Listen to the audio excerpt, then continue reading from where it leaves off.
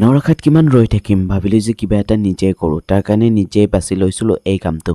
আজিৰ পৰা প্ৰায় এবছৰ আগতে এই কামটো কৰিছিলোঁ আৰু এতিয়া সফল হৈছোঁ নে নাই নাজানো কিন্তু অসমৰ প্ৰায়বোৰ ঠাইতে মই নিজৰ প্ৰডাকশ্যনৰ কাপোৰ যে চেল কৰিব পাৰিছোঁ সেইটো মোৰ কাৰণে ডাঙৰ কথা আৰু মোৰ যিহেতু বেছি অৰ্ডাৰ থাকিলে মই একেলগে কৰোঁ মানে আজি 10-12টা অৰ্ডাৰ একেলগে আছে তাৰ কাৰণে ভাবিলোঁ এইখিনি কৰোঁ আৰু আপোনালোকক মোৰ কষ্টবোৰ ইমানকৈ দেখাই নাথাকোঁ আপোনালোকে হয়তো ভাবিব পাৰে মোৰ কষ্টবোৰ আপোনালোকে চাবলগীয়া বা হয় কোন তথাপিও ভাইটিয়ে অকণমান ভিডিঅ' কৰি দিছে তাকে আপোনালোকৰ লগত দেখালোঁ